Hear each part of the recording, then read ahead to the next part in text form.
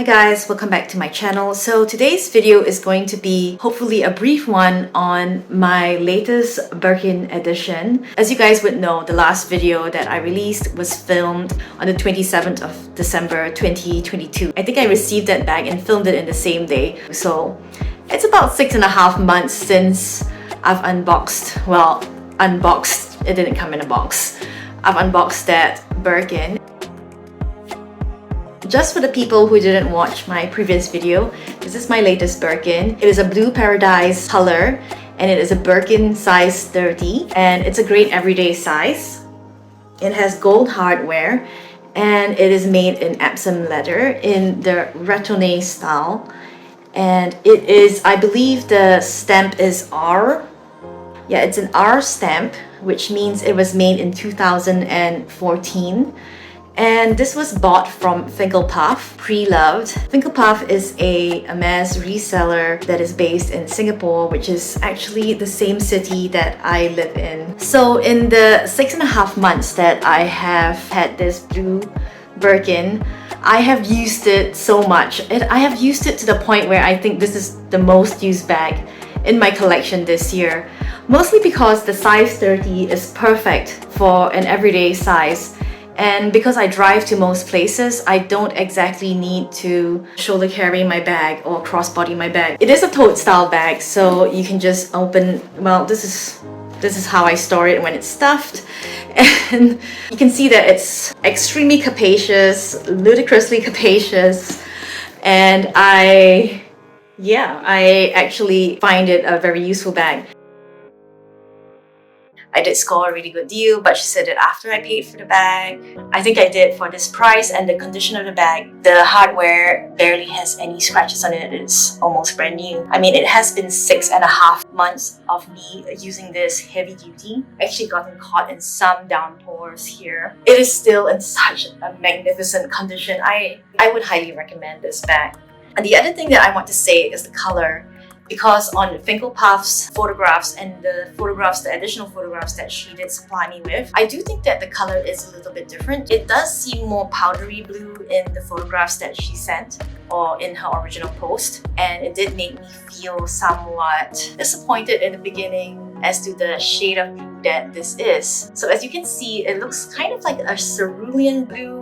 It's something like what you would see on the Greek islands, and it's a beautiful, beautiful blue. I have completely fallen in love with this blue.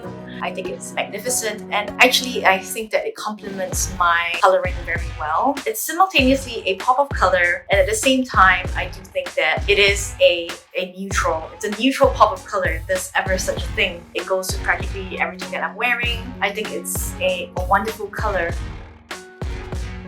The wonderful thing about this bag is that it being in Epson leather, it is extremely durable, and I would say, okay, I want to say that it's water resistant, but if I do get caught in some showers here, I will wipe it off as soon as I can so that it won't leave any, I don't think it would leave any blistering or bubbling on the bag like some other leathers would, but I also don't want to take that chance. My experience is that Epson leather is actually one of the most durable leathers from Hermes, and that is because it has this top layer of embossing. So if you look closely at Epson leather, so Epson leather has this embossed grain. It is not the natural grain of the leather, it is a uniform grain that is applied on the top of the leather. For people who love the natural feeling and texture of leather, of full grain leather, Epson really isn't for you because in a very negative sense, it feels plasticky. But like the advantage of it being plasticky is that it is very durable. It is extremely scratch resistant. Like you could do this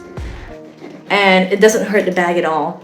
Now, I've heard people say that when Epson gets deep scratches in it, it will reveal a lighter colored, almost whitish scar.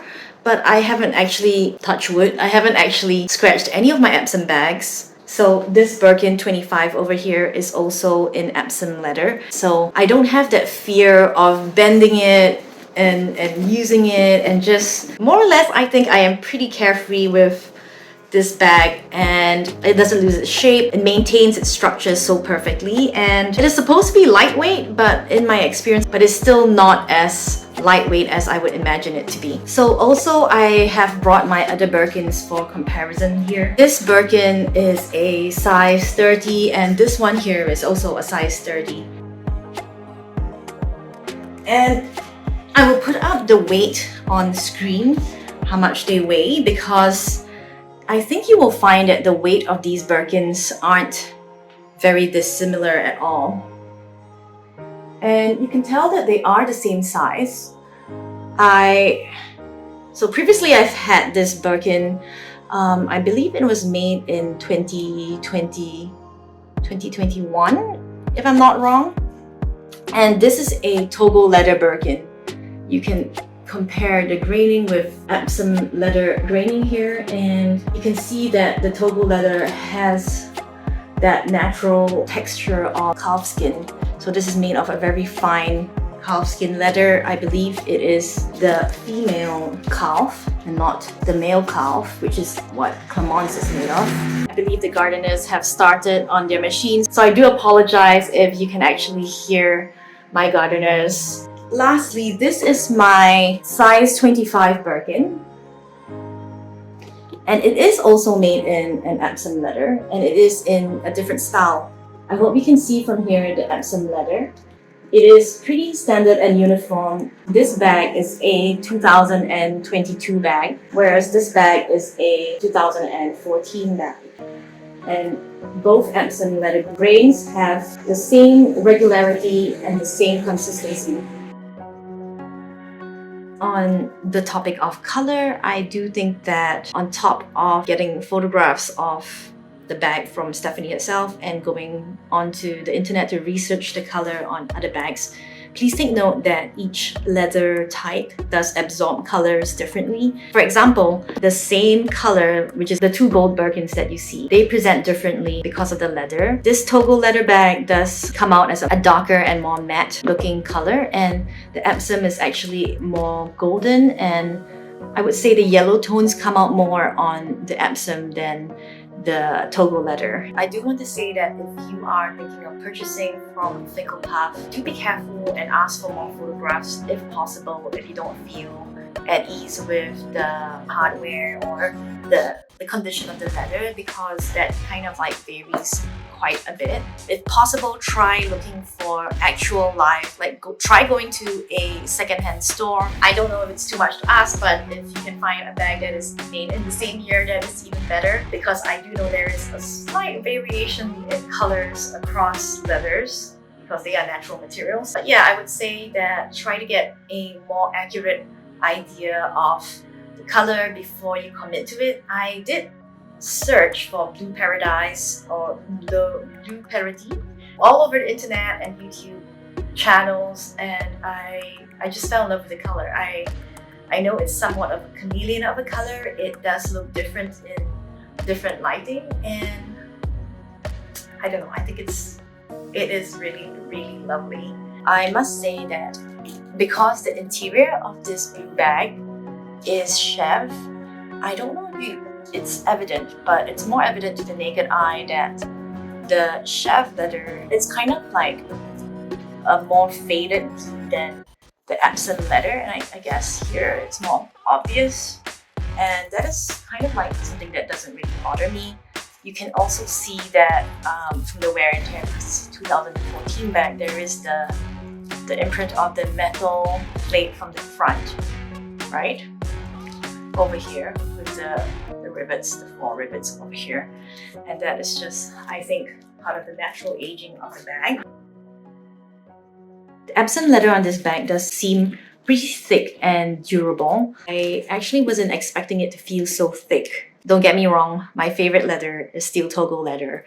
I still like the natural leather, but this bag does slouch and deform a lot more easily. I think I overstuffed the Birkin and it started to bulge out on the back a lot. I think you can tell. And also the front, like you can see the depression that goes inwards that way. I do think that Togo leather You know, despite people saying that it is a structured leather and maybe it is compared to something like Swift or Clement's leather, I would say that Togo leather is rather pliable, and sometimes I wonder if I should just embrace it and just let it puddle into a beautiful mess. But I am now using this bag cushion. I have been using it to protect its shape currently. I also want to include a little cutaway into how I got rid of the sticker residue from the protective seals that Stephanie had applied. I don't know whether she had applied it or the previous owner had applied it, but anyway, it did leave sticker residue. I actually tried to imagine my horror, my shock and horror at finding the residue on it after peeling it off. But I used a Q-tip or a cotton bud and I dabbed lighter fluid onto it and I slowly rubbed it off. I was very careful not to get any of the lighter fluid onto any of the leather, you know, near the edges of the metal bits, because I definitely don't want to ruin any of this beautiful leather. Sticker residue was by and large the what caused the drama, and I am so glad that I easily got that removed. But actually what I meant by tarnishing is these rivets. So on each metal plate, like here you can see these 4 circles, those little dots, those are rivets. And also likewise here on the sangles, you know, before I put in the deposit of the bag, I did notice the darkness, and I did ask Stephanie what, okay, you can see my gardener at the back and he is cutting the grass, so I'm so sorry for the noise and disturbance. But anyway, this is the only spot of time that I have, so I hope you will bear with me. Stephanie did show me that this tarnishing of the rivets is a common thing that happens to Hermes bags. Well, it did give me some assurance that it is actually something quite regular. I actually don't really notice it too much now that I'm using the bag. I've checked the gold hardware on my 2021 bag and I don't think that the rivets have tarnished the way my 2014 bag has. So I hope that actually is something that you guys are aware of when it comes to purchasing these bags. So moving on, I also want to emphasize that if you are buying your Hermes bags secondhand, it would be great if you can get them authenticated. For bags at this price level, you would definitely want peace of mind in using it and knowing that you have the real thing. For this bag, because I got it from Finklepuff, who is a reseller, I actually requested that she could do a Baba Baby authentication for me, and she gladly obliged. Baba Baby's prices for authentication had gone up to $125 US to get it authenticated, and that is a sum of money that I actually think is worth paying for. Before you commit to putting in the deposit, so it's 2,000 Sing dollars, and then she'll courier it over to you. And if you are happy with the bag, you will bank transfer or pay now her the remaining balance, and then the bag is yours. But if you are unhappy with the bag, you need to communicate with her almost immediately about what you're unhappy with. So when I received this bag, it came with 1 raincoat. It didn't come with 2 raincoats, and that's not the normal set that it comes with. So I was telling her that I need to have the full set for it. I believe it did come with the care booklet. If I'm not wrong, I have to go check. This bag came with a copied receipt from, I think there's a Lotte Mall in Korea, if I'm not wrong. And that's where it was originally purchased. So yeah, so ask what her refund policy is like, and if you're shopping at any other pre-loved outlets, ask what the refund policy is like, the process is like, so you know at every step what it entails. I explicitly asked if there are any marks and stains, and she said no. So if there were any marks and stains on the bag when the courier came over to deliver the bag, she says that I was entitled to have my deposit refunded to me, but there weren't any. So thankfully it went off pretty smoothly, I would say. Sticker residue was an issue. I did mention it to her, and she also mentioned to clean it off with nail polish remover, which I didn't try. So the trick about the lighter fluid is that in a lifetime ago, I interned in an interior design firm when I was really young, and they would get all these samples that had stickers on it, and if I wanted to clean off the labels of the samples, there was always a bottle of lighter fluid in the sample room. So us lowly interns would use cotton buds to clean off sticker residue from these samples. And that is a trick that I have kept with me all these years, and it has served me very, very well. I think that covers most of what I wanted to say about this bag and how much I love it, how much it goes with everything in my wardrobe right now. It is kind of like my go-to bag, my pop of color neutral bag. Every time I bring it out, I get tons of compliments on it. I love how the calcifer charm kind of like works very well with the blue. I am actually beyond pleased that I got this bag. So if you are actually thinking of experimenting with color, I would say go for it. Find a color that goes with most of your clothes. I think blue is actually one of those neutral colors that go with everything because we always wear denim. I think I have rambled on long enough. I hope this video was helpful enough for you guys. If you like this video, please consider subscribing to my channel, hit the like button, and ring my bell so you don't miss any other videos. And I'll see you in my next video. Bye!